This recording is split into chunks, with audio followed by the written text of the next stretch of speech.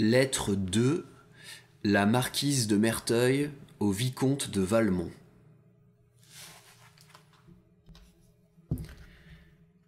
Revenez, mon cher vicomte, revenez.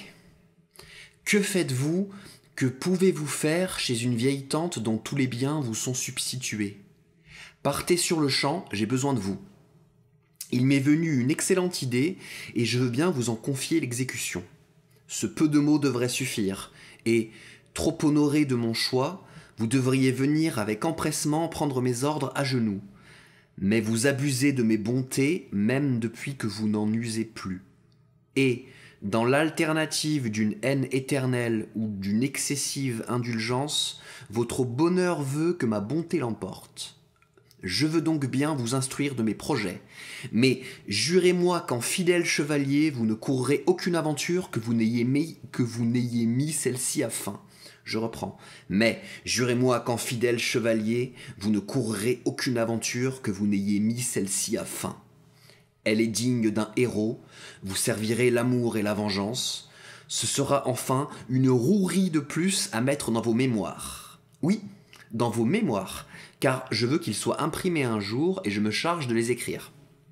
Mais laissons cela et revenons à ce qui m'occupe. Madame de Volanges marie sa fille. C'est encore un secret, mais elle m'en a fait part hier. Et qui croyez-vous qu'elle ait choisi comme gendre? Le comte de Gercourt. Qui m'aurait dit que je deviendrais la cousine de Gercourt? J'en suis dans une fureur. Eh bien, vous ne devinez pas encore? Oh, l'esprit lourd! Lui avez-vous donc pardonné l'aventure de l'intendante? Et moi, n'ai-je pas encore plus à me plaindre de lui, monstre que vous êtes? Mais je m'apaise et l'espoir de me venger rassérène mon âme. Vous avez été ennuyé 100 fois, ainsi que moi, de l'importance que met Gercourt à la femme qu'il aura, et de la sotte présomption qui lui fait croire qu'il évitera le sort inévitable. Vous connaissez ses ridicules préventions pour les éducations cloîtrées, et son préjugé, plus ridicule encore, en faveur de la retenue des blondes.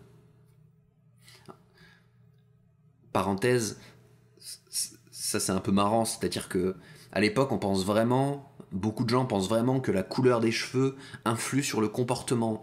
Donc, en l'occurrence, Gercourt, il veut une femme blonde parce que les blondes, elles sont meilleures. Ce sont des meilleures personnes. C'est drôle. Je reprends. Vous connaissez ces ridicules préventions pour les éducations cloîtrées et son préjugé plus ridicule encore en faveur de la retenue des blondes. En effet, je gagerais que, malgré les 60 000 livres de rente de la petite Volanges, il n'aurait jamais fait ce mariage si elle eût été blonde ou si elle n'eût pas été au couvent. Prouvons-lui donc qu'il n'est qu'un sot.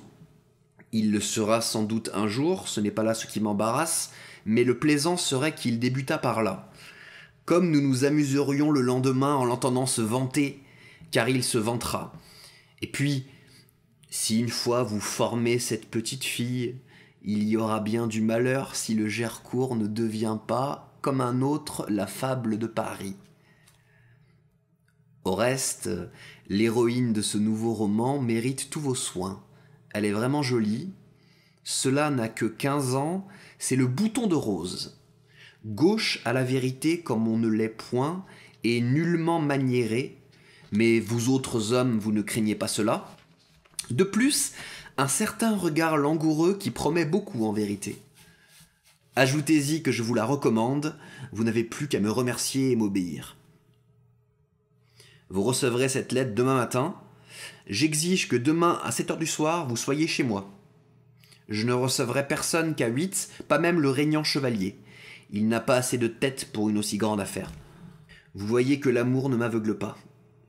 À 8h, je vous rendrai votre liberté et vous reviendrez à 10 souper avec le bel objet, car la mère et la fille souperont chez moi. Adieu, il est midi passé, bientôt je ne m'occuperai plus de vous. Paris, ce 4 août 1700.